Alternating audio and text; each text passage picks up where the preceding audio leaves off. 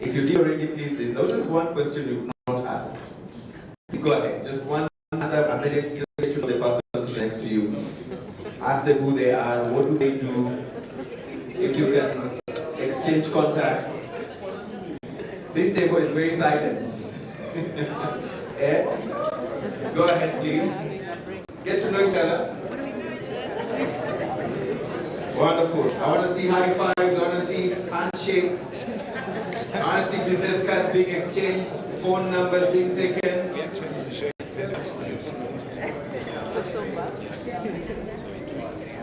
Wonderful.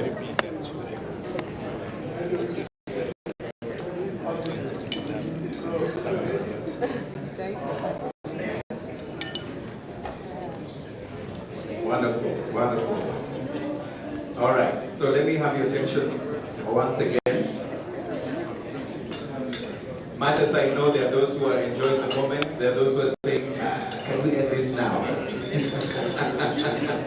But I know with time you'll get able to know the person seated next to you and the rest in the room, even in a better way, because the aim for us is to connect as well. Beyond what is bringing us in this room, we also need to connect with each other. Now I know the students who used to end up in the noisemakers list. All right, let me have your attention, please. All right. So we're here today to actually have a very, very important session. A session that affects a very important demographic of our populations. And it's actually the youth. And I think I was looking at some of the definitions, even when it comes to employment and all that. And I was asking myself, where do I fall? I will not say, but I think I know now. And thank you for the glossary page of this particular concept note. So if you're the first time, maybe you're hearing this voice for the first time, I believe you've introduced each other. And I think I'd like also to introduce myself. My name is Eugene Anangwe. I'm a broadcast journalist. I've been in communication space for the last 16, 17 years. I'm the immediate former country manager for CNBC Africa here in Rwanda. And now I founded a communication company called East Africa Media Group. And we run a lot of mentorship programs for young people. So young people or the youth are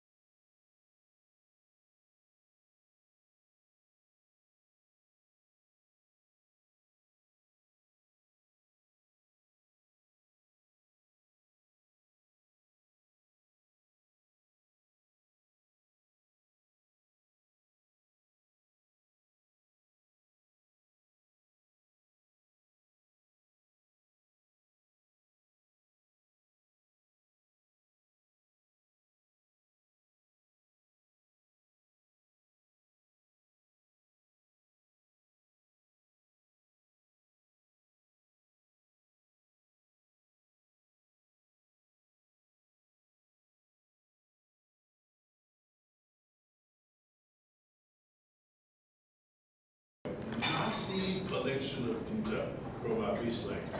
From the research we have commissioned, we finished 7 baselines across massive, large surveys. We're looking at actually longitudinal data from other areas that we're looking at being collected, and then the national demographic sample surveys across about 6 or 7 countries. So we are building some muscle around data. And this African Youth Employment Club is beginning to demonstrate, like others, that data is for use. Data is not to be kept somewhere. Data is a transformative tool in intervention, in negotiation, in engagement, in conversations, in program design, in program cost correction, and various other things, if we are going to tackle and attain the mission of our foundation. And I'll come to that, the mission and the vision of our foundation. So permit me to talk a little bit, party political broadcast time. I'm going to talk about the MasterCard Foundation. We are a Canadian organization started in 2006 by the MasterCard company, but set up as a gift to the world. And we are truly a gift as a set up an independent organization. Our mission for our first decade centered on education and financial inclusion in Africa. And now through our Young Africa Work strategy,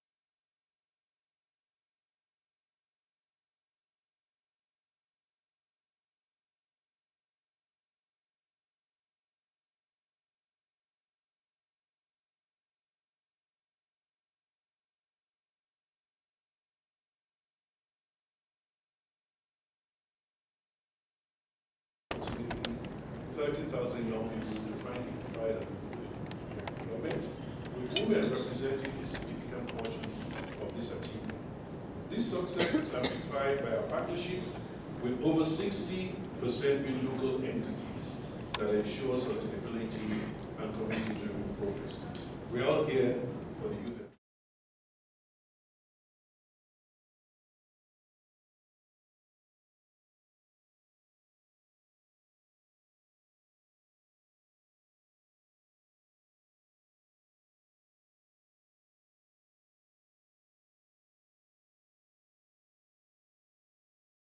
A little bit of friction between partners, but we have successfully been able to engage with One Little Lab in a way, that friction is almost non-existent. I think it's because of the coming together of vision, of energy, of pace, because pace is important in the world we live in today. So today's event is the culmination of an enormous collective effort which began in 2022. Together with One Little Lab, we set out to transform how labor market data is presented and used, making it more accessible to policymakers, program designers, and young people themselves as they navigate their career pathways. The Africa Youth Employment Clock by the World Leaders Lab aligns with our mission to enable 30 million young Africans to access dignified and fulfilling work by 2030. As we witness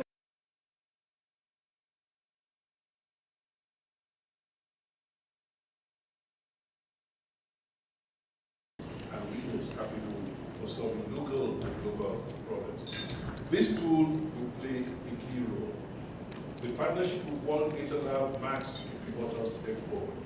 We're looking forward, I think this is almost like home base for One Little Lab, Rwanda, Kenya. We're looking forward to continue with you at Ghana, Senegal, Nigeria, and all Uganda, and all these other places. So thank you very much, colleagues. Thank you very much, friends.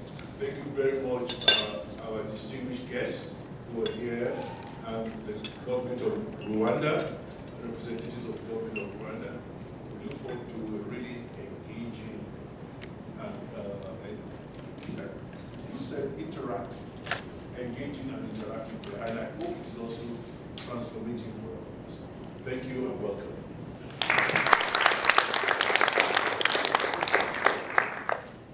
Thank you very much. Let's appreciate Dr. Tale one more time, please. Thank you for reminding us of the importance of meaningful collaborations, and we're witnessing that today, and we hope that we can borrow and live from that level of collaboration that has happened within stakeholders and partners. And they always say that failing to plan is planning to fail. And thank you for reminding us on the importance of building on data, or building on data-driven decision making in that space. We're going to be able to hear about Rwanda, and of course a global picture on the state of affairs here. I won't preempt the speakers or the next speakers' talking points in this particular space, but he is the man with the numbers, of course, as far as his role or the institution he works for is concerned. Ladies and gentlemen, let's put our hands together for our keynote speech person who's going to deliver that. Is none other than the Deputy Director General of the National Institute of Statistics here in Rwanda, Ivan Murenzi. Let's appreciate him very much. Thank you for Dr. Tale until he gets here. One more. I had to rush. Good morning. I did realize that it's been a while since I've been invited. Quite an innovative and an exciting event. It feels like one already. But it's my pleasure to be here this morning, and I want to start by recognizing our hosts, our guests, specifically the Chief Impact and Research Officer, Mastercard. We just met this morning, and I'm looking forward to further connection. The CEO of World Data Lab, just greeted, but I look forward to further discussion. The CEO of MasterCard Foundation, who apparently has been in touch with us at NISR, but we hadn't connected, so I look forward to connect as well. Representatives from government institutions, colleagues I recognize here, from the private sector federation or private sector in general, from development partners, I do recognize some places again I'm familiar with, civil society, youth leaders. Give them a hand clap for the youth leaders. It's very important that we have you in the room. Distinguished guests, ladies and gentlemen, once again, good morning. Thanks to the World Data Lab and MasterCard Foundation for bringing us together. Indeed, we gather here to launch the Africa Youth Employment Talk. We'll hear more about it. But you know, we can pick two words there, two keywords, youth and employment. So we can start by saying why youth, why employment? Because youth matter, and employment is very important to everyone's life and well-being. But if I just looked at those statements, you know, we would wonder why that is so.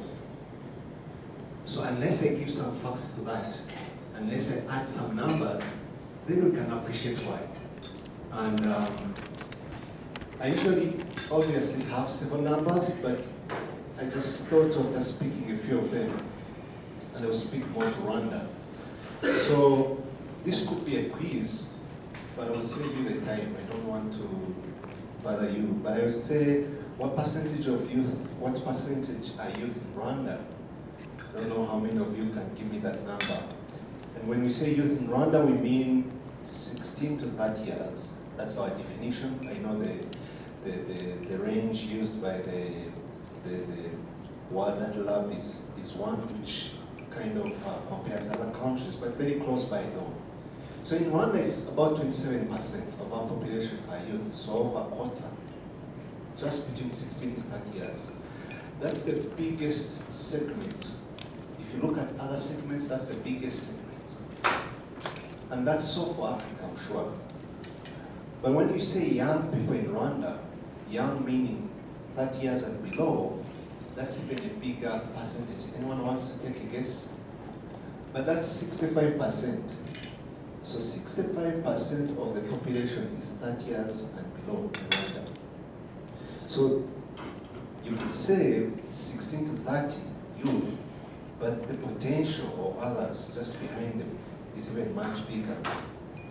And when we say employment, employment is one of the biggest challenges that we have in Rwanda, but also in other countries in Africa, I'm sure. When it comes to youth employment in Rwanda, in the last, let's say 4 years, especially after COVID, the unemployment rate has gone higher. Before then, it was fluctuating between 15 to 18% youth unemployment.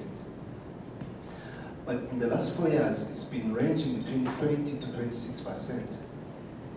20 to 26% unemployment rate for youth. So that's why we're talking about youth.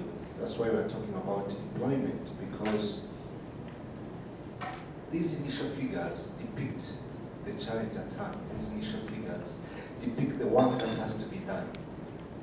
And for sure, statistics and data is our way to understand challenges, is our way to understand the work that has to be done. And that excites us at NISR. As the National Institute of Statistics for Rwanda, for those who may not be familiar, we're the main government institution that collects, produces, and disseminates official statistics in the country. And these statistics are quite wide. They cover all sectors of the country. Specifically when it comes to employment, we have quite a number of them, but mainly the labor force survey, which is done on a quarterly basis. And then we have an annual report. This has been one of our major outputs for the last, let's say, 8 years. And it's been a major source of information when we talk of employment, when we talk of policies around employment, when we talk of youth interventions, but we have several other sources of information, obviously. So statistics is our major responsibility, and it's always exciting to see how other partners partner with us, actually. And this is what I want to appreciate with the World Data Lab and MasterCard Foundation. I think you've been key partners in this journey, because what we do is produce high-level information, mostly tables, reports, sometimes very challenging to engage by the usual user. I acknowledge that, very challenging to engage or use by the non-statisticians. People are not so familiar with data.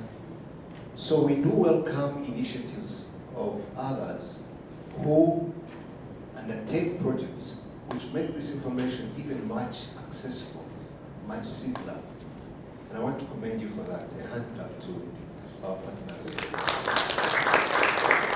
So what we have today, the clock, the youth employment clock, the Africa Youth Employment Clock, is one of those initiatives, one of those meaningful initiatives that comes in place to, focus on the youth, who we have acknowledged a key segment of the population, but more so focus on employment matters, and therefore highlight the underlying issues around that. I had a brief time to look at the clock already. I couldn't come here without checking it. So, and it was exciting to see some of the things there and the simplicity of the tool. So I will commend you again for that. I must say that it's easier to access. It is friendly. It's not complex like our reports. So you should be able to navigate that. But it makes an attempt to model and forecast information ahead, which is important, because we don't do that as the statistics office. We don't model, we don't forecast data. But with the right tools, with the right combination of information and the right expertise, you can try to forecast things ahead, which is very needed also.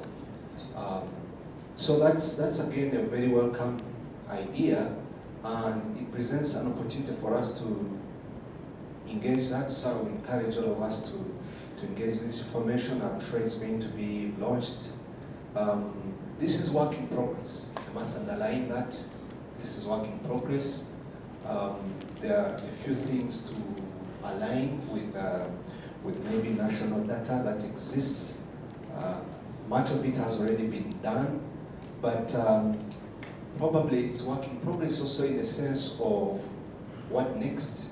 So this is the initial information, but what next, and that should come from us here today. So once again, we welcome the initiative as the Statistics Office. We think it complements very well our work and our efforts to make data more available, make data more easy to be consumed by the intended users, and ultimately influence the relevant decisions and the next policies. So thank you once again, and we look forward to a productive meeting.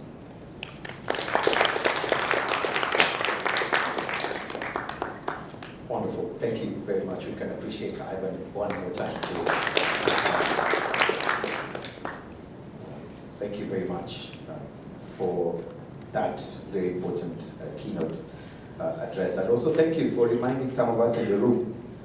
You mentioned 16 to 30 years. And we've been calling ourselves youth. My friend Nicholas and myself, I think we now know where we fall. But we refuse to not be youth. We'll forever be youth at heart. All right, so thank you very much for that, and also for reminding us of the significance of making data easily available, especially through tools like the Africa Youth Employment Clock that is being unveiled today. Thank you for also challenging us to think on the next steps after this. What next? I think these are very important takeaways that I was picking while you were making that keynote address. Now, we all came here to understand what this clock really means or how it looks like. Personally, I think I wish this had come 17 years ago, so that I would have been able to know whether I was in the right space for me to land on in the right job or the right space today.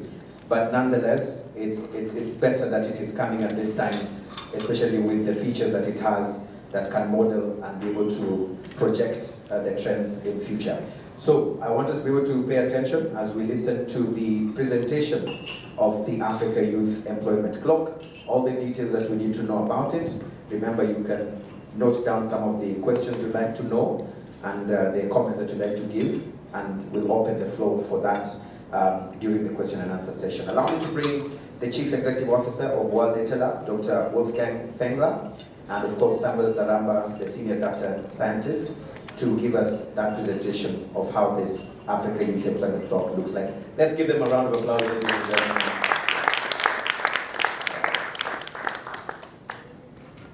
Thank you, Eugene.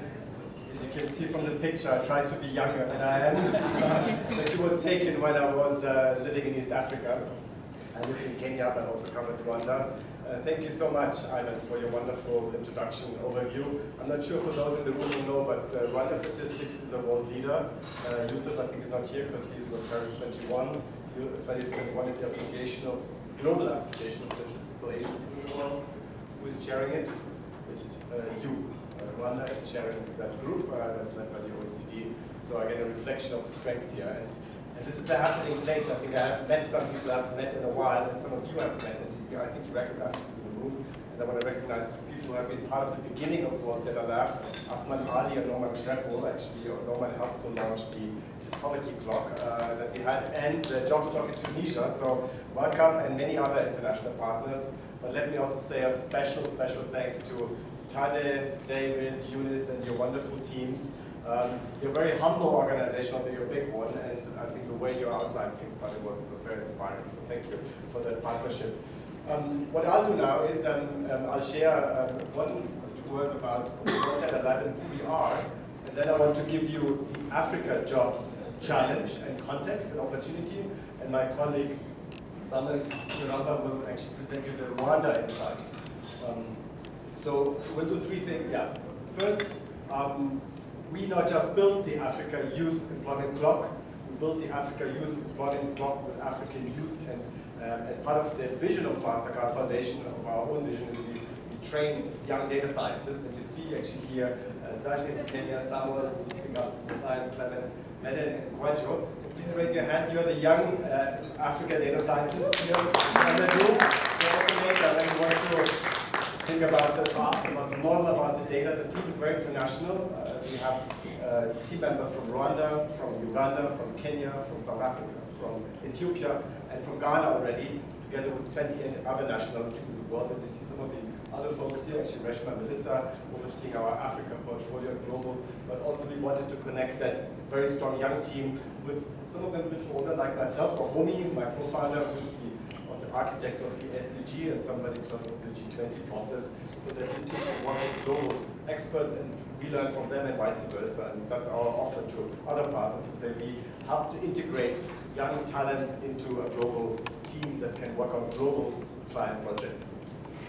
So what is the Africa Youth Employment Clock in words, and in more simple numbers, and you'll hear a few more numbers from me and others. We have all countries. Actually quite interesting, those of us who have their heart and work in Africa, we always talk about sub-Saharan Africa. The Africa Youth Employment Clock is about all Africa, all countries, and you see actually quite a lot of insights. You'll see that actually North Africa has some similarities to Southern Africa, but East and West Africa have other opportunities and challenges. We project, as Yusuf just said, that's part of our strength. We want to project forward, and as Ivan outlined, and it's actually very important, as he outlined, Ivan, this is a dynamic process. It's never finished. Even all those of you who have an iPhone here, it's never finished. There will be a next iPhone. So you always have to have the spirit to keep improving, but you need to have a base, and that's what we created. But we have a strong forecasting team, and I think it's helpful to know which direction you're going and what the scenario could be. And we have a lot of variables, so it's not just about jobs in total and about the number of people. We have also, we can tell you how much money they earn, we can tell you which jobs are growing, and some will give you lots of insight. So it's not just about jobs itself, but it's about the types of jobs people can have and can expect to have in a country like Rwanda. So let me just give you a few big messages and insights on Africa, because I know there's many of you cover the region and cover the globe, and at least have the heart in Africa. So let me just highlight the key numbers for the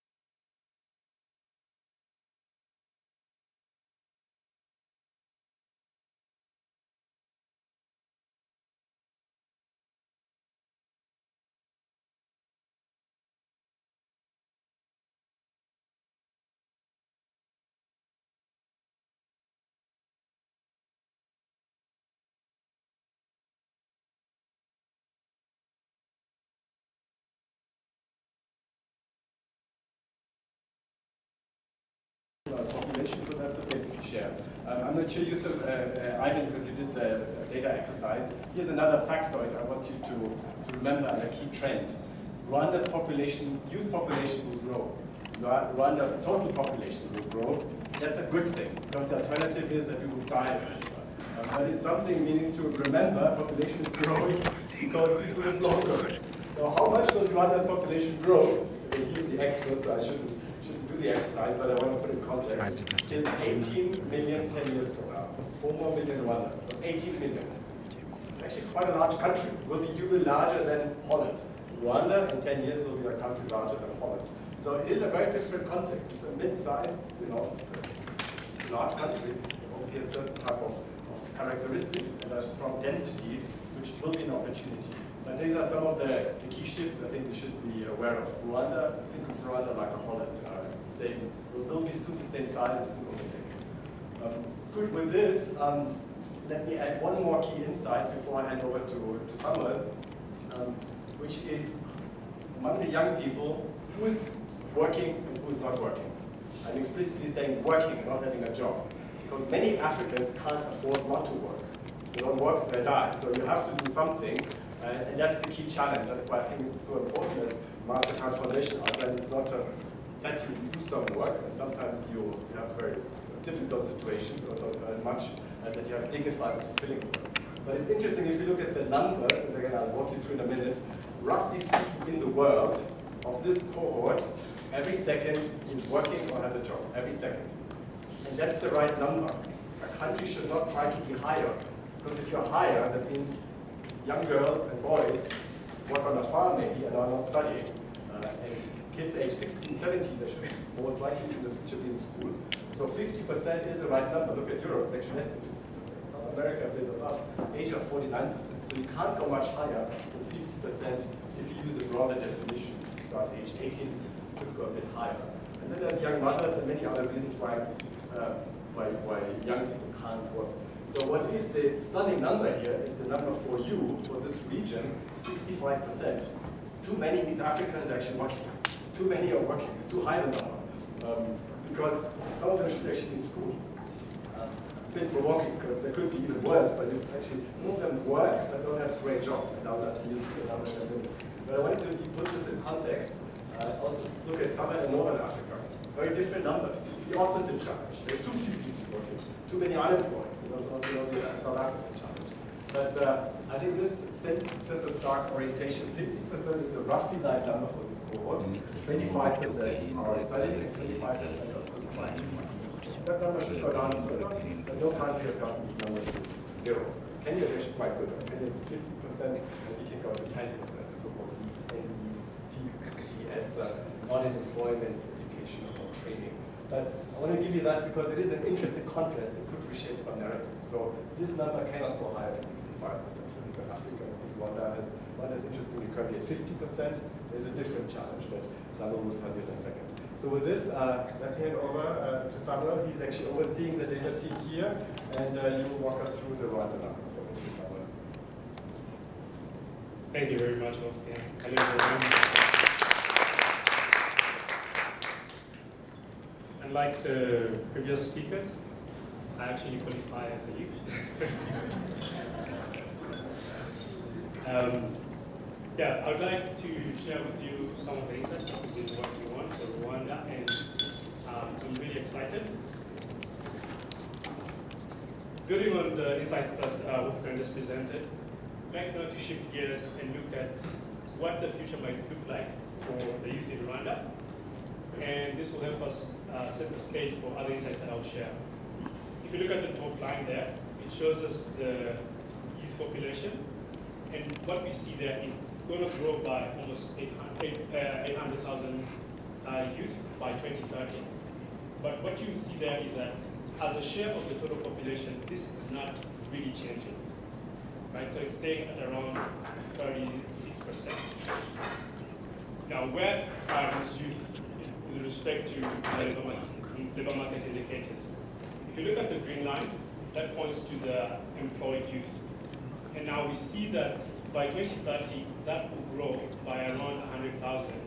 However, as a share of the population, this will drop a little bit. This is not business as usual scenario. So this is a scenario where the current trends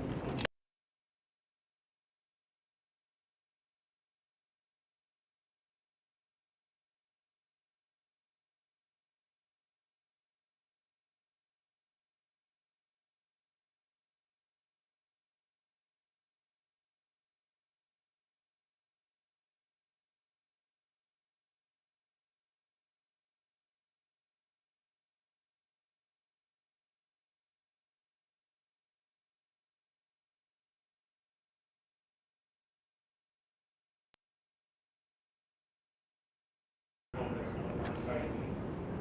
And what we see is that most of the youth that will drop out of employment will move more into the elites group, where we see it's going to grow by almost 2 percentage points from around 1.8 million to 2.2 million.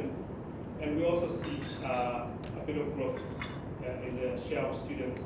But this really points to the fact that the youth population is growing, as you see above there, faster than the labor market will absorb them into employment.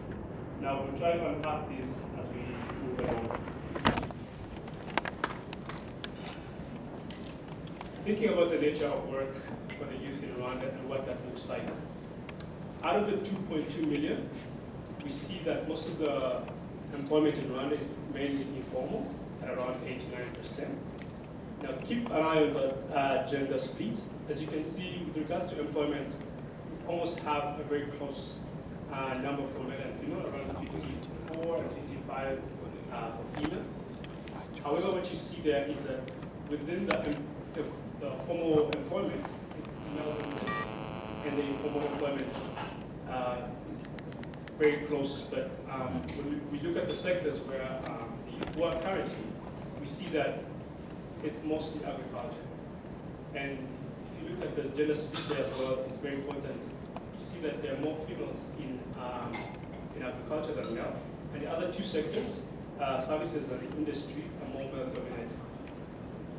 And lastly, a concept here on working poverty, we see that close to 75% youth at work regarded as moderately poor or extremely poor, at least based on the global poverty data. So this is not the national poverty data. We'll now shift gears and look at the sectors and compare Rwanda to the rest of Africa and the world. And what we can see is Rwanda is very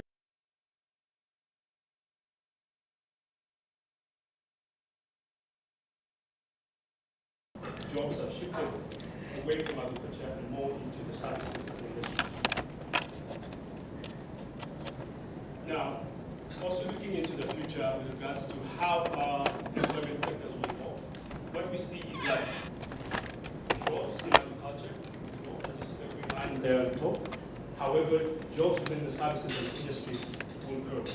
And this points to something very key and something very important, which is a structural transformation where agriculture releases jobs to services and industry sectors, which are more high productive sectors. And this is a pattern that is similar to what we've seen in the East Asian countries, where the jobs from agriculture become less and less and move more into the services and industry sector. And this is points to strong economic growth. This is a good thing.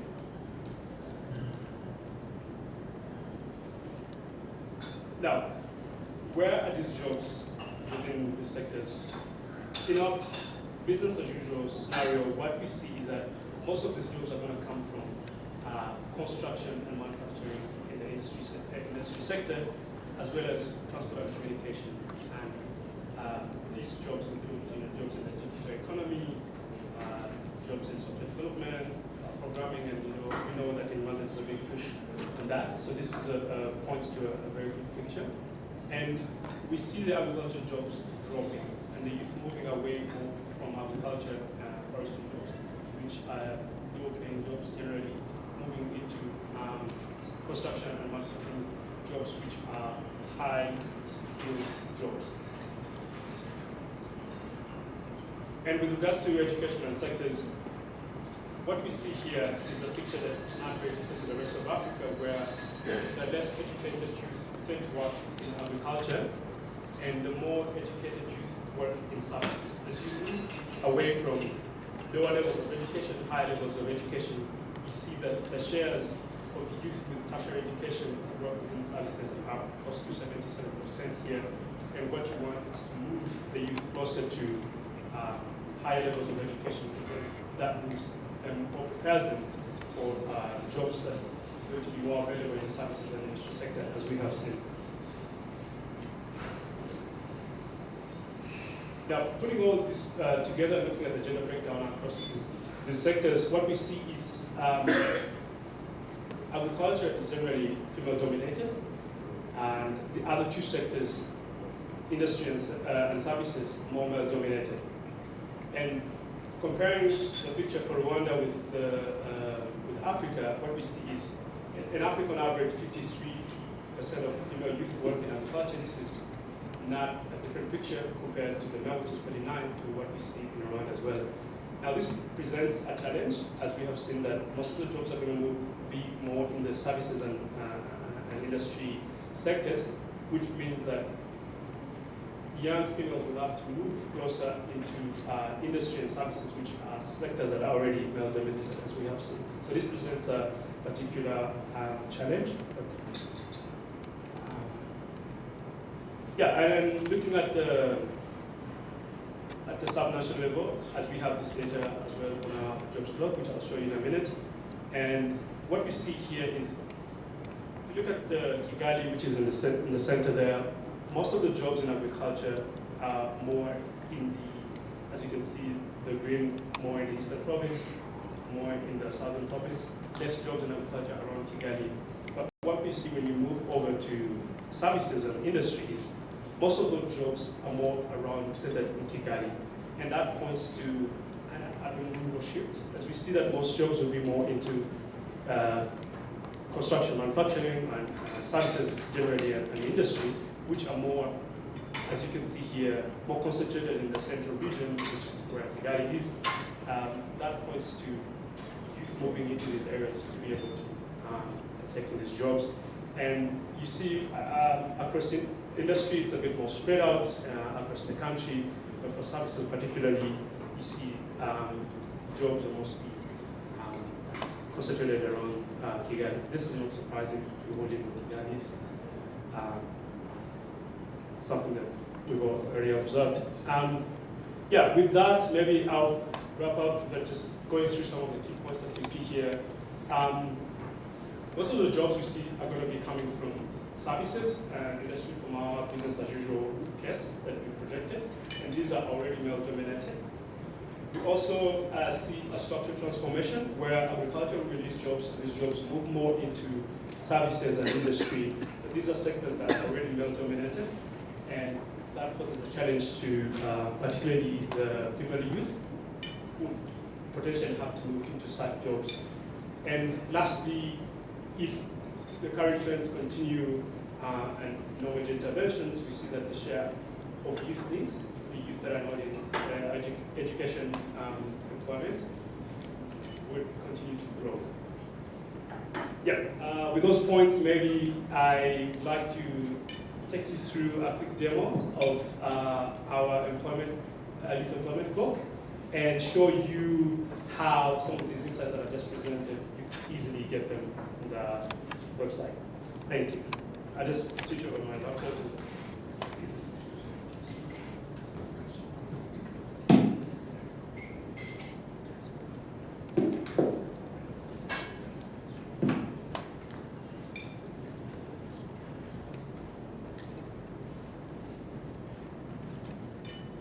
One second.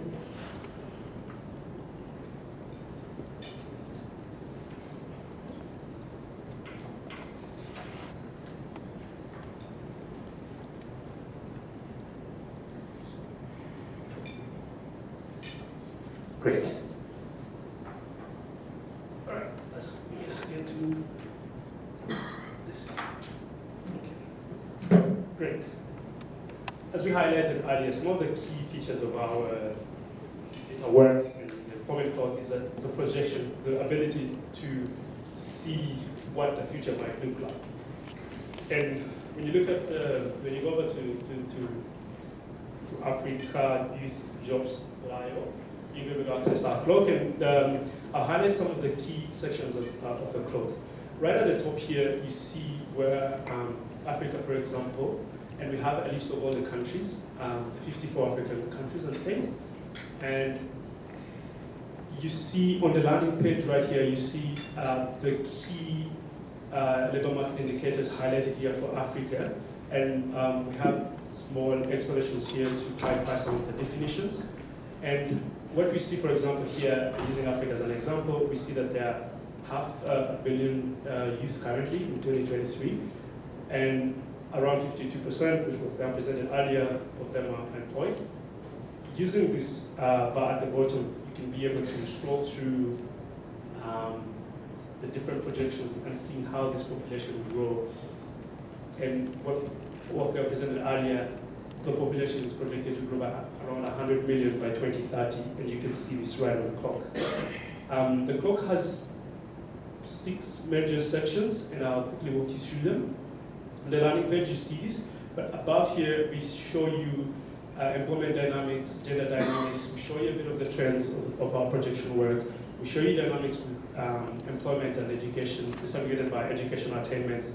And we can also do country comparisons. And we have a few sections here where you can provide feedback, but also you could look at methodology and learn more about how we put this data together. Now, maybe just quickly use Rwanda here as an example. Look at 2023.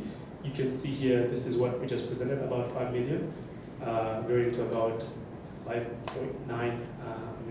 And by 2030, another country we could look at briefly here, perhaps Burundi, and we also see similar insights here. And for the two countries, Rwanda and Kenya, we have insights, also at the subnational level. And here you see a map that shows you where this data is available. So currently we have it for Rwanda and Kenya, but Uganda, Ethiopia, Nigeria, Ghana, and Senegal will be coming soon as well. So here maybe I can use Rwanda as well. And you have an option here to select one of the districts. Maybe select Savo here, Kigali. And you'll be able to see the same insights that you see at the national level, also at the subnational level. So you see our estimate for the employed youth, unemployed, and inactive.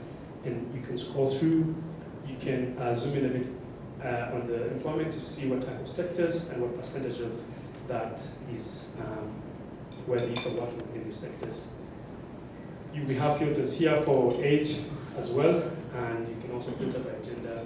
You can also select directly from the map, right? If you wanted to say, select directly here in Ekatare, I can quickly just select on the map and I'm able to see the insights as well. So we provide ability here to do further breakdowns, employed population by gender, and seeing how that is set up within the different sectors here. And you can even go in to see the subsectors. So we have 3 main sectors, but we have 14 subsectors. For example, within services, if you open this, you're able to see all these other subsectors and how they're distributed across gender. For example, in accommodation and services, financial and insurance service activities. So you're able to see this, and you can scroll through here to see all the other services within this. So wholesale and retail, transport and storage, and communication.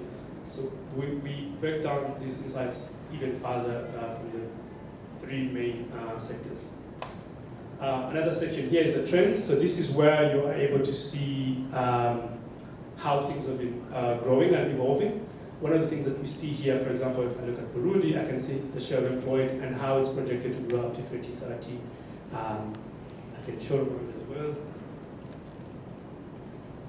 And we can see this and how it's going. And we can disaggregate this by, for example, education attainment, and you can see how that dynamics is going to evolve up to 2030. And you can also see, for example, here, where some of the insights that I just presented on where the youth are working with, what level of education, and you can see here as well.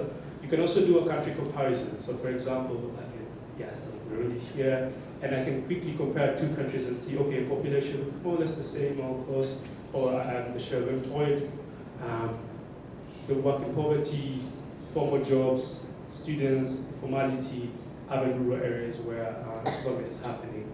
And And those are the main sections of our club. You can also look over to the methodology and learn a bit more how this work was put together. Yep, those are the main sections of the club. Thank you very much.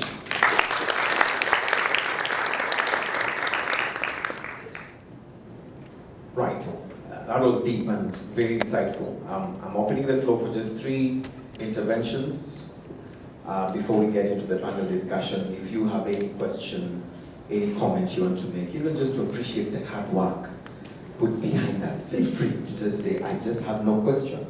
I'm just going to say thank you. I have a hand here and I'm going to start with the ladies. Go ahead. Thank you. Thank you, Wanda. My comment is, wow. Thank you very much. I'm going to comment to Cindy. I'm with the foundation, so I'm already acquainted to some of this, but a question popped up in my mind as they were presenting.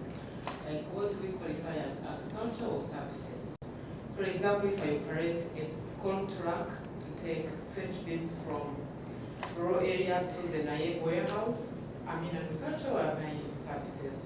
Just out of curiosity, but in terms of the work presented, thank you very much. This is very useful. Thank you. Sam or Wolfgang, you want to take it? Sure, thank you. Excellent question. Thank you for the feedback. Please send out all the more details if you want to go through the deep classification coding, but it's an important point you made. The short answer is, if you have a truck that does deliver food, you're in the trucking business, huh? So that's going to be simple, that would be transport. And it's actually an important point because agriculture, in most countries, all countries, still has a future, but it's a very different agriculture, right? It's an industry that has a lot of service jobs. That's why no country has become rich with high employment in agriculture. What we saw in Rwanda, and what's the challenge? A lot of people believe agriculture is normal. You may still have big food industries, but they are then industries. That's actually an industry, and you have truckers with them, you have accountants, you have, think of the big, some of you know Bitco. This is actually not an agriculture employer, it's an industrial company that has an agricultural extension. So I think it's important in terms of the narrative, as you said. So it's very, but this is the challenge that we highlighted, that Sam highlighted, especially the gender challenge. It is normal, and it's normally a good thing that people leave the agriculture sector because others are highly productive in traditional agriculture. But it's a challenge because the new jobs are in construction and manufacturing, which is normally what we do. Thank you. Go ahead. Thank you, good morning. First of all, really warm congratulations on this well-developed dashboard. I think it's really great. My name is Niwan. I'm the Deputy Representative UNICEF Rwanda Country Office.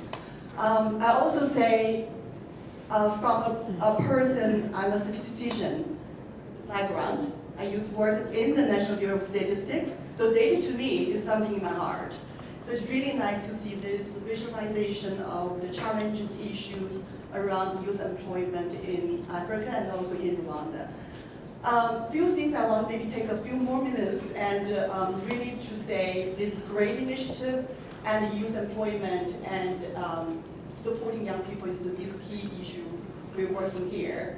One thing actually I want to share is that UNICEF is working with the Ministry of Youth and Culture, RDB, Ministry of ICT, on a platform we call Passport to Earning, Iganze. Somebody may already heard about this. We're going to launch this in early May. That is a platform to help young people learning through a digital platform, the skills transit from school to work, from learning to earning. So the reason I'm highlighting here is I see the connection of the youth skill development and youth employment. So we're trying to help young people prepare themselves to be able to get employed, where to fill the gap of the education challenge. As we see the statistics, we have 1/3 of young people in this country who are not in education, employment, and training. In other words, they're doing nothing, right? So it's very risky, and we need to help them to move. The second part I want to highlight is also regarding education level. The presentation did not mention it, but we know the challenge for young people to get employed are their education level. We have very low education level for population. Majority of young people only have primary school education level. That limited their capacity to be able to employ. So strengthening education is another task we need to go to prepare young people to be the future productive labor force for the country. Third one, I would like to also look at the very interesting observation of the data itself regarding gender. It's very clear, like for service industry and male-dominated sector, when women and female in the agriculture sector. I think that is, again, emphasize the strong of the gender inequality. We know in most of the country, developed country, and female are actually mostly occupy the position in the service sector. Now it's male. Part of the reason is that we don't have much more job opportunities. When job opportunity comes, male step first. So male get the more advantage at the beginning when they don't have other jobs. But when they find other jobs, then they give the space for the female. So this gender norms and gender inequality in employment. So for a policy perspective, we need to look at how we address this issue to give more female opportunities in service and industry areas, which we call STEM. STEM, we're working for female students now. I think in overall, this is a great initiative, and UNICEF very much is supporting and happy to see this move forward. And we also, I want to also to say, with the NISR, National Institute of Statistics Research, we're actually working to look at how to sensitize young people with data. So we actually have a project working on data readiness for school students, to help students learning how to read data. We have the computation on visualization of the statistics among university students, which help university students learn how to apply, use data. I think one area of continuous support is to help young people who can develop a career in the data science, as many of our experts here in the team of the WDL, right? I think that is something going to be very interesting. We're also looking at possible dashboard for child development, to show the situation of children development, and together with our counterparts of state office. So really I see a lot of areas we can do and support young people either to the job opportunities or to increase their skills so that they are ready to get the job opportunities. Thank you so much. Thank you. One more and we'll go to the next session. Thank you very much. Thank you very much. I'm Sylvain Zama from Minister of Labor. So first of all, I would like to appreciate this very good initiative, and especially this part of forecasting, which is very important for policy and this decision making. One thing that I would like to highlight, if possible, it will be very important to use use age bracket, because this age bracket between 15 and 35 is large heterogeneous. So really it won't help much, because it's a very different group with different characteristics, different challenges, obstacles. If we pick up 15 for 35, it won't help much, because it's a very heterogeneous groups. We need maybe to break down into age brackets, so as to have almost a homogeneous groups where you can be having a quite relevant. For instance, if you are saying, like, for instance, you want maybe because there is a lower level of education, but you can see someone who are at 18, 80, and then the person who are at 5, quite doing any intervention, it's quite challenging. The other things, like for instance, for the study we did, we realized at least about 30 years old, majority are married. They don't face similar challenges as the one that at 24 years for guaranteeing a bank, all those challenges. So we really appreciate if the clock is a breakdown within the age bracket, that would be much helpful. Maybe it is there because we did not present it. But if it's the age bracket are really considered and the clock will be presented, then it would be very wonderful tool that for us to use it for various intervention decision and the policy development. Thank you very much. I will appreciate it once again the behalf of the minister that this is very good initiatives that is going to help the government in other decision making. Let's appreciate him, please. For a moment, I was worried he wants to we change the definition of youth and take us far, far, far away from closer to youth. But thank you. You want to intervene? Yes. Go ahead. Thank you very much. It's a very good question, and I totally agree with what you just said. And this is the reason why on our blog we were able to incorporate this, so you can actually see insights depending on the different group that you're interested in. I just demonstrated very, very quickly. If you're interested to do the age group that you just mentioned, 25 to 35, on our blog, we have that ability. We've added these filters in bonus sections where you're able to do these filters so you can see insights specifically for that age group. So that's a very good question, and thank you. Wonderful. Let's appreciate thanks for that. We have a panel discussion that is following now, and for us to also be able to have more interventions, and if we have any further questions, I'll also be able to open the floor for us to be able to pick those interventions. Allow me now to bring on set the panelists that will be joining me for this discussion on harnessing Rwanda's youth demographic dividend. And of course, we have none other than Reshma Shuraj, the Vice President, Strategic Engagements, World Data Center. You can take the second seat. Let's appreciate her as she comes. Wonderful.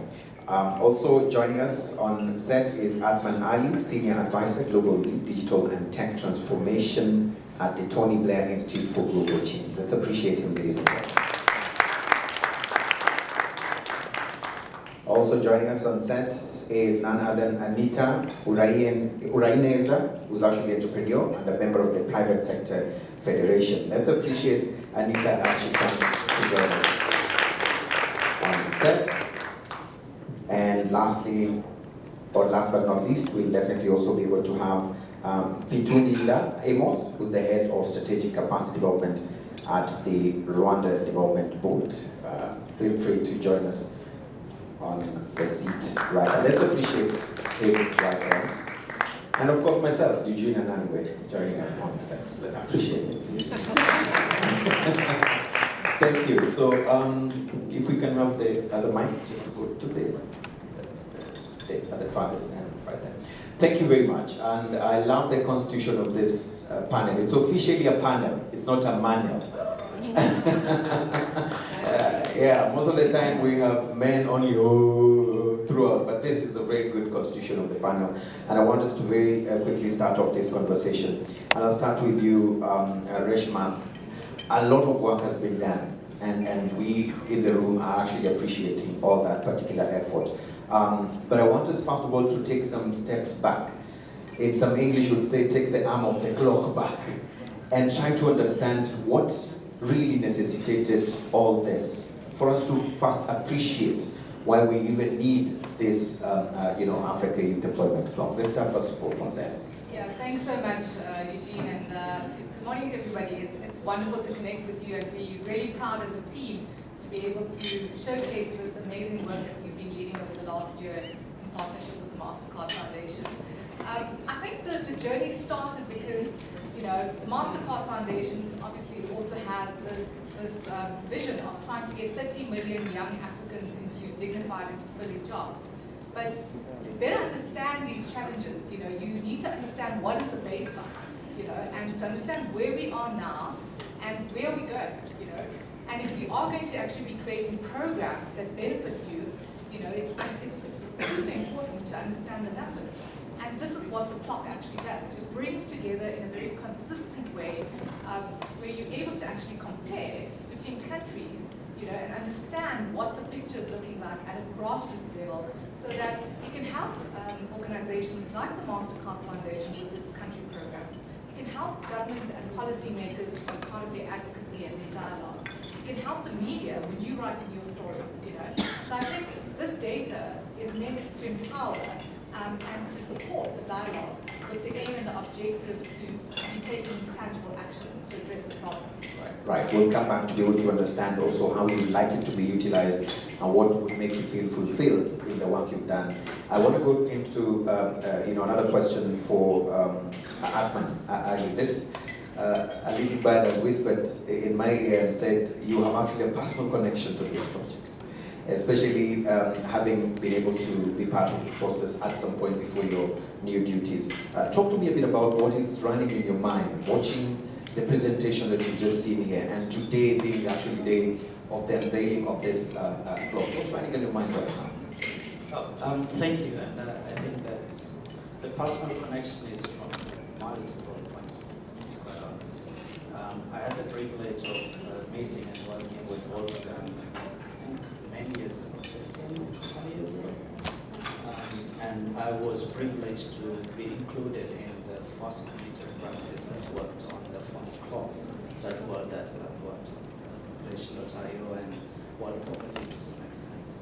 But then the other personal connection I have is I was actually with target colleagues in the Master Foundation for my current role. So I was the lead for digital economy for Kenya and Rwanda. And I had a connection in this conversation that led to this club being launched today. And the third, I think, connection that I have is Rwanda, because after leaving the Master Foundation, I served as the senior policy and advisor to the Minister of ICT and Innovation in Rwanda. Worked in the education sector with the current director of Mastercard Foundation, David. So we have looked at these problems also from the education sector point of view. And now at TBI, we are working very closely with 41 governments to work on their strategies, policy, delivery, technology partnerships, to actually look at similar problems that the talk is trying to achieve. So I'm actually very happy, very proud, very privileged to be on the panel today. Why I think this talk is important is as was said, it sets the baseline, but in a very unique way. Typically what we do with data analytics is we look at historical data and then try to make a sense of the future, right? This gives us a lens into the future because you can project, right? So you can be able to now look at historical data, the kind of analytics provided by WDL into the future, try to do policy innovations, try to do A/B testing of policies. Right? We've had some of the problems that this data is already highlighted. Right? There's a shift from agriculture as an employment opportunity for young people in Rwanda to the services sector. Just that simple statement has multiple policy implications. Food security, what happens to that in Rwanda if no one is in agriculture? How do we develop the services and what are these services? Are we investing in the digital economy? Are we investing in the traditional economy? What does it mean for Rwanda's position in East African community, in the region, in the world? Right?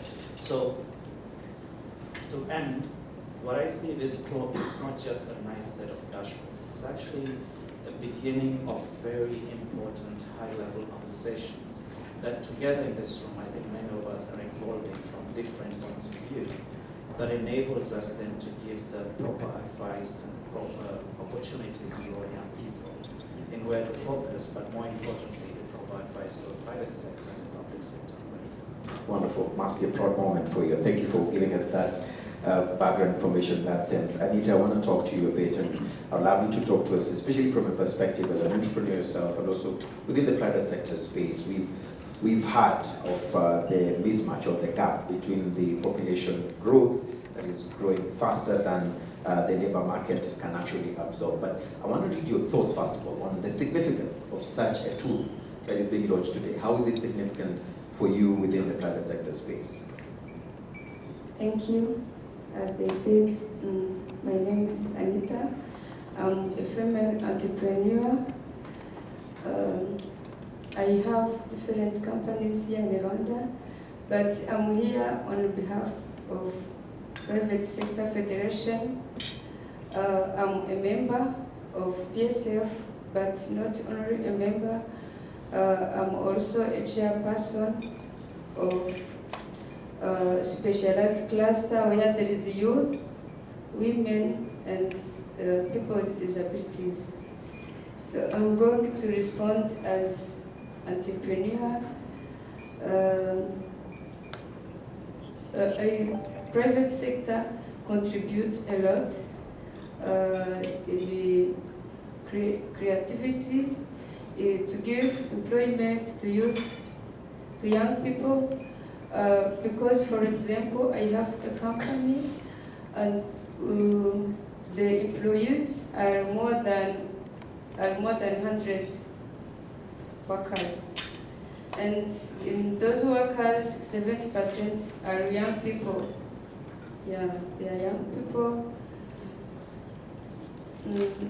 Because we need young people to have enough production.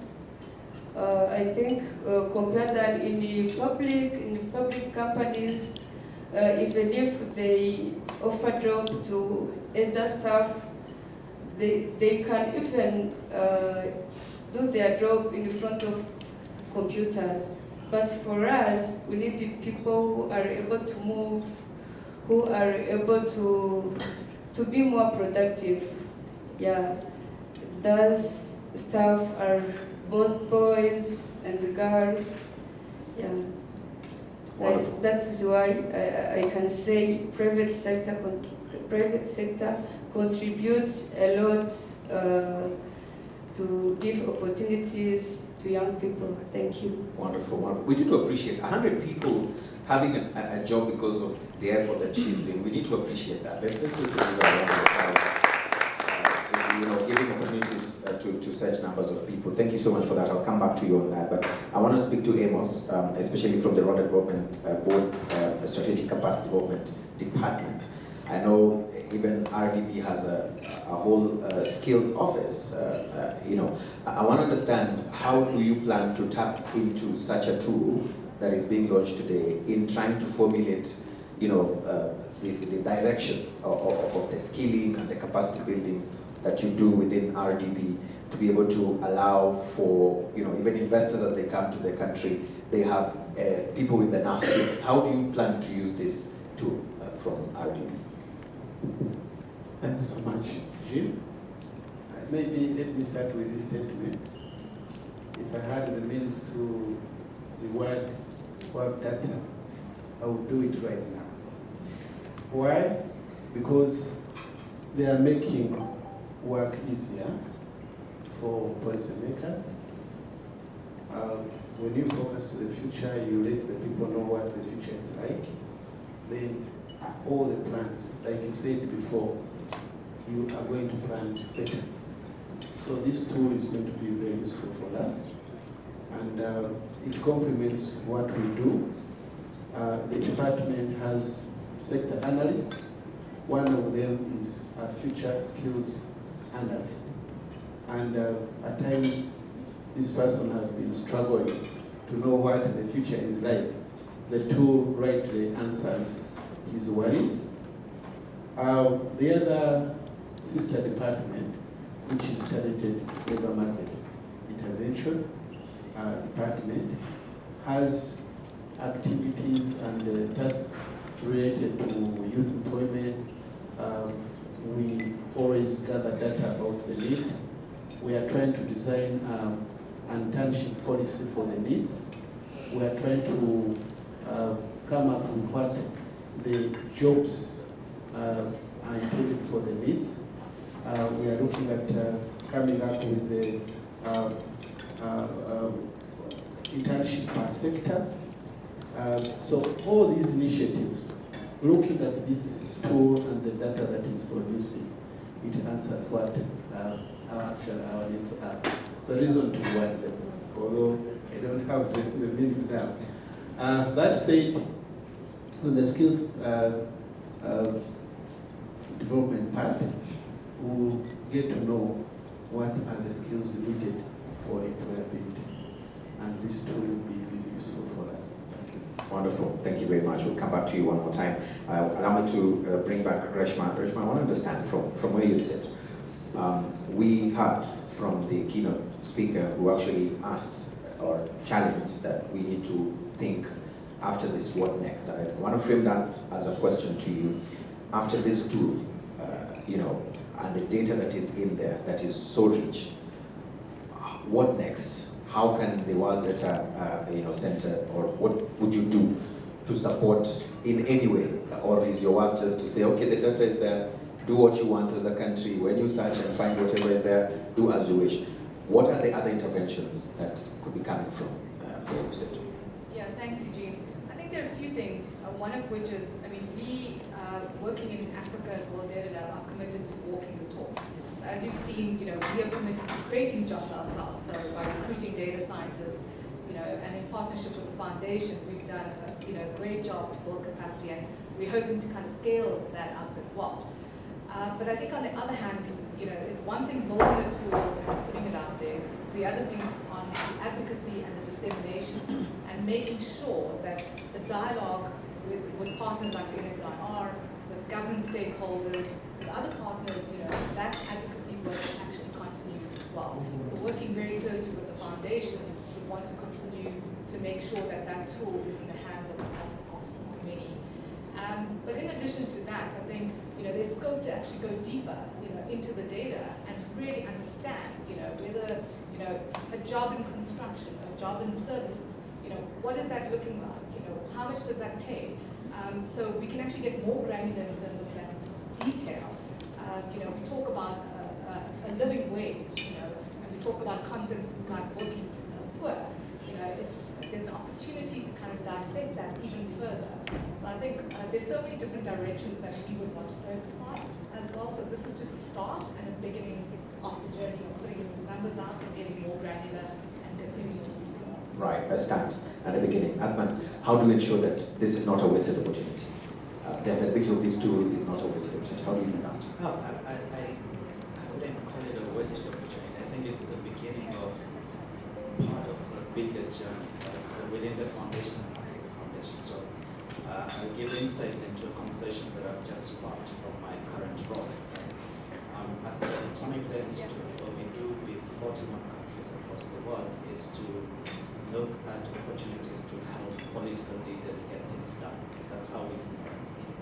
So there are certain things that the political leaders want to achieve during their times in power, and we work with them on strategy, policy, delivery, technology partnerships in place to help them to do that. When I look at the lens that I have across the 41 countries that I serve, job creation is priority number one across the board. Right? The nuances change and will be different. Right? Some are more focused on traditional industrialization now, some are focused on creating jobs out of value chains like mining that they haven't explored, but increasingly there's a very great focus on digital economy and connections around that. So as I'm speaking right now, I'm actually scoping out an offer that we want to roll out across our 41 countries on digital economy. And this requires it. It requires this work. If I can put it bluntly, right? And so the conversation I'm hoping to spark under the auspices of course, the Master Foundation, and who has sponsored this work, is to see if there's a possibility of actually looking at this block as one of the data sources that we can use as the Institute when we're working on strategy, policy, delivery inputs, and technology input, because this is tech to the governments that we serve. And then use it as not only a baseline tool, but a continuous monitoring tool as we do our policy innovation work. Right. So that's a practical, concrete point that I'm committing here on the stage. We can all be on the neck when I step off, but something I'm very keen to explore. Right, interesting. Anita, let's pass the mic to Anita. Anita, women, we've seen from the presentations earlier that even the skills mismatch will heavily affect women. Let's talk a bit about the gender scope and share with us your personal experience or your personal thought process on how we can ensure that there's a lot of inclusivity, especially women within the job space. What would you wish to be done to ensure that we have more women within the employment scope? In my opinion, I think what you can do is just to encourage women and girls to convince them that they are able to do all workers, to do any job. Yeah, as we saw, even the girls are able to do even construction, even in a factory where I experienced everything.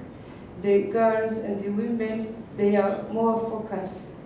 If you give them the job, they do, they are more productive, and same as boys. Thank you. Thank you very much. Amos, let's pass the microphone to Amos. Good. Just on that note of the inclusivity, particularly from a gender perspective, you mentioned this, the internship policy, but I want to read your mind on policy shift or formulation around inclusivity when it comes to ensuring that women are not left behind, especially when it comes to the job mismatch and the skills mismatch. What is being done on that front? Thank you. There are a number of interventions that have been proposed in this effect, but some have been just verbal. But we are going beyond that. And we want to come up with a gender policy in national skills development and employment promotion ecosystem. And maybe a little background about that. We definitely realize that women or the gender female is sort of deprived in many areas. We also realize that not only gender, but also the other inclusivity part of it to do with people with disabilities. So, mindful of that, we are developing a policy on gender inclusiveness, and a survey has been done, soon to be published. It will be a gender policy on national skills development and employment promotion. It will soon be produced. It was done 2 months ago. So that in the skills development, we always encourage female participation. When we get opportunities for training, we always highlight it to the partners we disseminate information to, that female participants are encouraged to apply. 2, the professional internship. There is a special incentives for ladies. As we give to the private sector, the ideal is that once we want to offer internship, we give it to first come, first serve. Those who are registered in an internship database, the way they apply is the way they are pressed.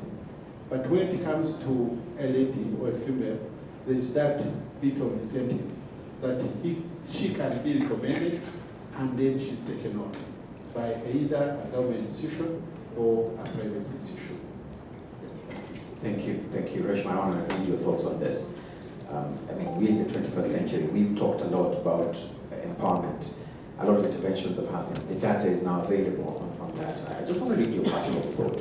What's the missing link, especially on the aspect of closing this mismatch gap that is going to affect women most? I just want to read your thoughts. Yeah, I think as the data is suggesting, currently, like in Rwanda, there's a strong focus on women being concentrated in the agricultural sector, but what is the pathway to kind of get them into, high-paying jobs? But, education is key to that, I think it's a question of demand and supply, but also the foundational building blocks. Investing, the government of Rwanda has done a fantastic job in terms of its enrollment numbers, getting students into the classroom, but it's also keeping them into the classroom, right? And it's quality of education and making sure that girls, are empowered and are equipped to actually get into high-paying jobs as well. So I think the education system is a backbone as well. And yes, there are other structural factors that act as barriers as well for women in the workforce. But I think also the pivot into the digital economy, making sure that girls are moving down the right trajectory in terms of the courses that they select, whether it's science, the STEM courses, science, technology, engineering, and mathematics. That's a core area as well. So, because what we also see is that women shy away from those types of fields, right, and go into more soft-skilled jobs. And we need to change the composition and the dynamics of what happens at a grassroots level going to the system. Atman, you want to chip in on this? Yeah. So as David will tell you, education is what we used to call a wicked hard problem. It's a problem that when you solve something, you break 10 other things. Right? And so there'll never be a situation where you fix education per se, my view, that it will always be progressing from one level of maturity to the other. Without education, I think the data told us a story, right? There was one slide that was shown when our data scientist was showing the data, which says that predominantly in Rwanda, the majority of the young people who are employed in that sector are not educated. There was a bar chart, I remember that. This shift that we've observed from the data, that there are going to be more jobs outside of agriculture, is a threat to that group. And the only way to get that group to take up the opportunities of jobs and services that are going to be there in the future is education. It's as simple as that. Now, it's not simple as the way I've just said it, because when you talk about things like digital economy, let's imagine a persona from that segment of youth. Right? It's a young lady currently sitting in Kayonza, Rwanda, 4th generation farmer. Maybe went to school up to grade 6, dropped out, is very good with working on her hands, and we're talking about the digital economy. What are the opportunities for that person in the digital economy? Digital economy can abstract it in many ways.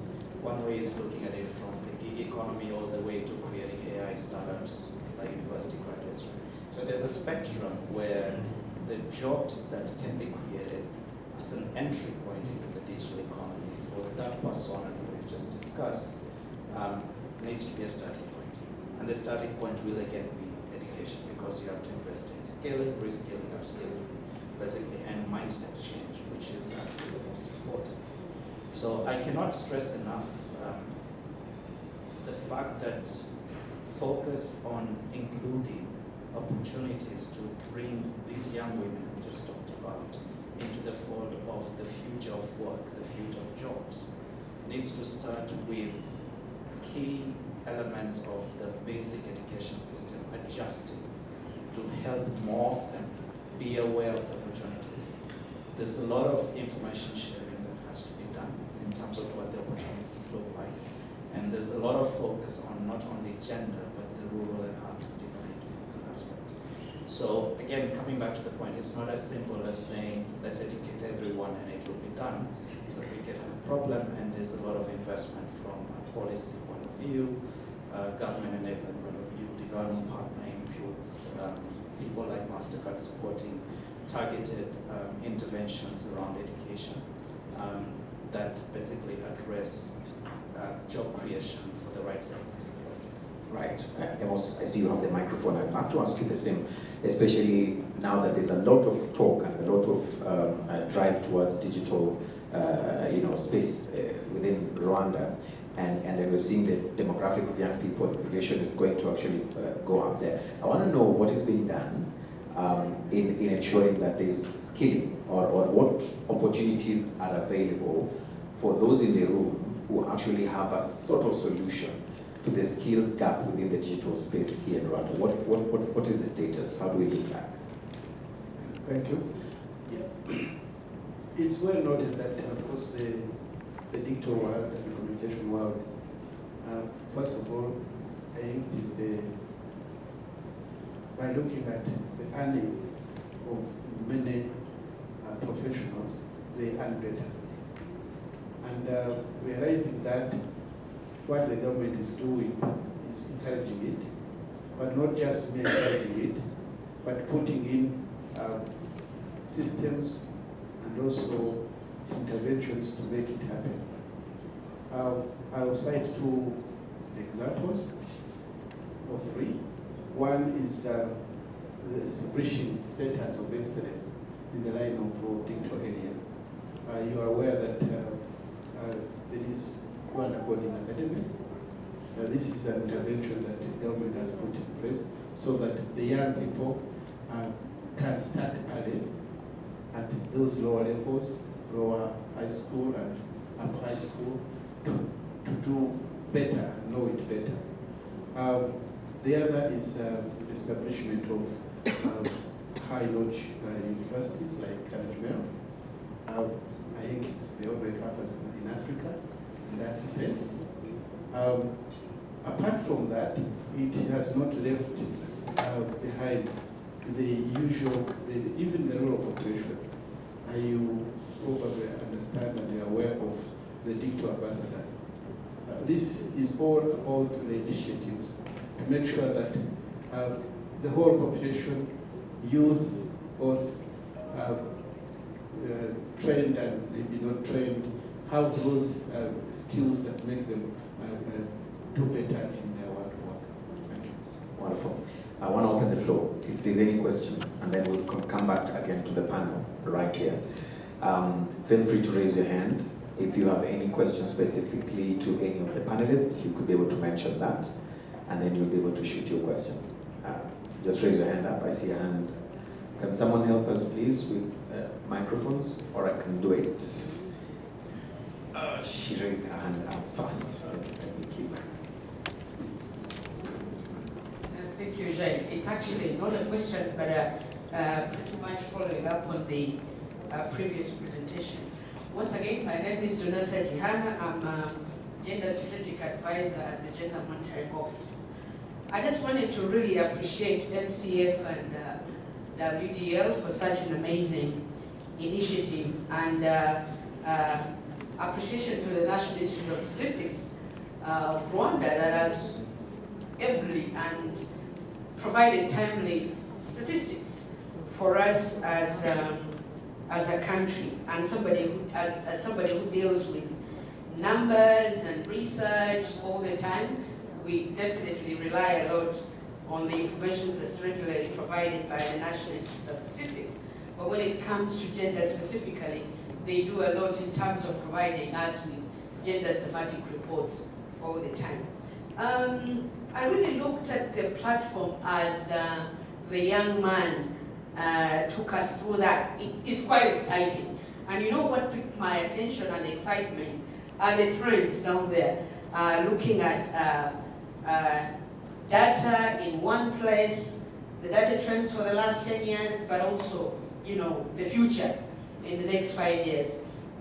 I want to also build on what Ivan mentioned, that data is our way to really understand the challenges, the numbers, the stats, but also it might be a little bit confusing, especially when we all know that behind those numbers, there are reasons. There's one institution that probably mentioned, you know, these data have faces, or these numbers have faces. So behind these stats, behind these numbers, we know there are reasons behind that. I wanted to put it to MasterCard, David, data interpretation and analysis, because I understand this is really helping us to access data, but also understand data. Are there initiatives beyond the provision of the data? How best do we really help all the stakeholders to understand these numbers in terms of analysis? How do we really simplify it for the other partners? And when it comes to gender data specifically, as somebody from UNICEF mentioned, we know behind the numbers, there lies social norms, socially constructed, you know, challenges behind those numbers. And we all know that actually when we have it right, we have very informed strategies and policies. What are the plans to help us further simplify the data? And also, beyond the launch, how best are we going to, you know, help partners know about this platform? And very lastly, to the data scientists, when I looked at the trends up to 2030, that's quite informative. I clicked on the note at the end, 2030 years, historical data informed that prediction. Is there, you know, would you help us really understand what informed the data, those predictions, and how NISR was involved? And even annually, beyond 2024, how are we going to keep updating this platform? Because timely data is really important. Thank you for taking long. Thank you very much. Thank you for that. You want to pick it, or Reshma, you want to take that? Any of the two? Yeah. I can briefly take it. Thank you for your wonderful intervention. And just, somebody asked me to actually stay up in a minute, and I'll be back to hear all the rest. But I'll try to illustrate your key point, because obviously, we're not fortune tellers, right? You know, if we were, and we would be all way richer. However, the two key things I want to say. One is, it's really important to have good base data. We didn't invent the data. What you do, your team, is the basis, and then you combine it with a lot of modeling techniques. Having said that, you can add actually other data. You can add data from space, for example. You can make a lot of creative data. But the key thing is you always have to add it up. And what I like it most, what you said is the one word, make it easier, make it simpler. You know, too many of our friends and competitors make it more complicated. No, you need to make work more simple. That's why Steve Jobs was so successful. Make it simple. It's complicated to do it simple. But to your precise question, give you an example, maybe use Afghan example, right? You have girls in agriculture who have a certain profile. You can actually predict now what's the chance of this girl to survive the next 10 years. Fortunately, it's a much better projection than in the past. Poor people live longer, rich people live even longer, but poor people live longer, that you can project. You know how many new girls are coming in, so it is, you know how many children are 10 years old today, so you can predict how many will be 17 in 7 years. Some will die, unfortunately, but most will not. You know how many are in school, you know the school transition rates. You know urbanization, you can project actually the construction sector. That was a big, I think, surprise, but a very logical thing. Construction is not just in Rwanda, in Kenya it will be the driver of jobs, so the plumbers, the technicians, in the electricians, they are the future, but there is a gender. So I could go more deeper into the data modeling, but if you combine all of those key lessons that you have on social, demographic, economic, jobs data, you can make informed decisions. The thing is, anybody in your team, somebody in McKinsey, somebody in MasterCard, somebody whatever can do it, many can do it, but it is actually a big task, if you're proud of it, you put it on a platform that you can transparently control for it. If you say, I don't like this district number, I have a different projection, okay, let's talk about it, let's put it in, you get a new number. But the key is, you don't have to write a report for this. You put it in the machine, click on it, like in the Google search, and you get a new number. And that is actually at least one thing. There's one thing which just saves you time. That's, if you achieve that one, you're already done a lot. Thank you very much for that. Yeah. You want to intervene? Okay, go ahead. There was a question that was asked about what the foundation is doing to develop capacity to make sense of the data and what we see on dashboards and similar tools. And the foundation is involved in these fronts, both supporting the availability of data, but also translating and building capacity to make sense of the data. So we have a couple of initiatives that are going on, and we would like to ask our Chief of Impact and Research to tell us about that. To put you on the spot. I think one of the things that we have been struggling with is how to simplify impact narratives. One of my colleagues here just set up an impact narrative in which we look at I talked about all the data we have and the use of those data. So we are working with communications department, we're working with the policy and thought leadership and the group. We've just set up a working group, and my colleague sitting at the back here, Ayo, is actually on that working group that is developing a methodology for simplifying impact narratives around the data and statistics that we have. So that's an ongoing work. And it's both internally and externally. Wonderful. At least there's an answer or answers to that. Any other question? Any other intervention? Just raise your hand and I'll give you the microphone. Right. Thank you to the panelists. I wanted to pick on an initiative Amos talked about of internship. I think I wanted to commend Ali before this in terms of giving an opportunity to graduates across government and private sector to basically get exposure to work. And I think from our institution, we have seen how that's meaningful in a field which, by and large, we people get trained in our institution for a year or two, and after a while, some of them spread in other institutions, private sector and government, which becomes very relevant. And I think that's really commendable. Almost what I had in mind was they need to scale this more. For example, at the moment we have, let's say, the ability to absorb 15 to 20, but I think we could even do more, just as an institution, but likewise across, even including the private sector. So they challenge the private sector to give space to these graduates and give them the opportunity to learn on the job. And I think if we target some more numbers towards that, I think that would be so meaningful. Thank you, Ivan. Especially picking on the issue of internship, I think I would also like you to share with us the model that RDB is using, because I've heard that most of the interns are not being absorbed by private institutions, because private institutions say we don't have the time to waste teaching people. You can't do it, I want someone who can do this job, and that has been very disadvantageous for interns.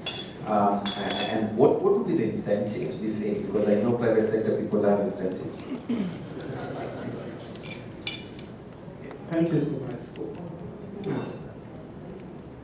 We realize that it's actually an issue, but we always wonder, is it a chicken egg issue? What should come first? Do the private sector need ready people, or should we produce ready people? When I say we, that's the supply side. Now, realizing that the private sector, of course, they may not see it the way we want it, there is that incentive that is being given. One of them is to make them not go through the process of first come, first served, I said. If they know there is a potential intern, they will right away recommend. Amos, a statistician, wants to be present in company X. There is no need of saying, can you give us a statistician? No. Can you allow us to take on Amos to come and be hosted in our institution? That's an incentive which doesn't require the rest, like in government institutions, to wait until Amos is reached on. The other incentive, it of course, goes again to the private sector, especially in rural areas. Again, if it is a private sector that is in a rural area, I even actually public sector, we encourage them to do recommendation. The other incentive is, of course, the stipend that we give them. The other is we have with some of our development partners rapid response training, some fund that is given to the private sector so that they train the youth, especially those who have just graduated, and after some period of time, they are taken on in those companies, or they may be distributed in other companies. So those are some of the incentives that are given to the private sector. Thank you, Amos. I have a question here. There's some hand up. Go ahead. Thank you very much. Isaac, Project Advisor at the Digital Transformation Center, Rwanda. Speaking about job creation, and particularly in the agriculture sector, and this dashboard, which is an enormous effort to show national statistics and demographics on the job market, what could be the next steps, or what is the vision to also integrate cross-national or cross-regional trade, cross-regional job opportunities where we see a lot of youth people being in this sector, in this domain where we see the agriculture sector has a lot of this kind of movement interaction. What are these kind of insights have you been able to glean from your data sets that can also inform perhaps the African Union Commission on facilitating this? or how could this dashboard be used to kind of pivot this to help some countries that are looking at perhaps the East African community to help us pivot in that direction to facilitate more job creation regionally. Thank you. Reshma, do you want to take that? Yeah, I think there's definitely scope. We've started, obviously we've got national data for all 54 countries, but drilling down at a sub-national level, we started with Kenya and Rwanda, and we'll be also launching in Ghana quite soon, and we've got work underway for Nigeria and Ethiopia. But I think there's an opportunity to kind of also expand further at a continental level and look at other countries beyond the MasterCard 7 priority countries in terms of going deeper into that data. And yeah, I think that whole East Africa story and kind of cross-border trade as part of the African Continental Free Trade Agreement is such an important area. And skills should move as well, intercontinental skills, So I think that's a big part, and it'll be part of our conversations with the MasterCard Foundation as well as part of the next iteration. Right, thank you. Any comments? All right, let me take. Yeah, then I'll come back. Thank you very much. I'm Joseph from the French Agency for Development. Just one question. I want to, before that, as others said, this is appreciated. The data, I think, are very useful. And this is very useful, especially for the decision makers, policy makers. But when you look at the perspective of youth, how can this be useful to youth? And my question was, if you talk about employment or job, you cannot actually talk about it without talking about skills. And when I see the projections, when I see what will happen in 30 or 10 years ahead, my question again comes back on this trend, the industry, the services. What are the trends in terms of skills? Is this something you can look into? That's my question, because we need to see, as a youth, he needs to know or to understand what are the skills. I don't know, probably you can say it better than me, but what are the trends in terms of skills? I don't know if the question is clear, but that's what I want to ask. All right. If I was to pass that over to you, how would you respond to that question if it was you being asked? I would say that, again, projections are based on the current data. So I mean they are projecting in 30 years, in 2030, based on the current data. So if I have, or if I know the trends in terms of skills today, I can probably use the same, approach to project the trends in terms of skills in the 30 years. So I don't know if I can do it, but I hope they can. All right, let me ask Amos. Amos, how would you respond to that question?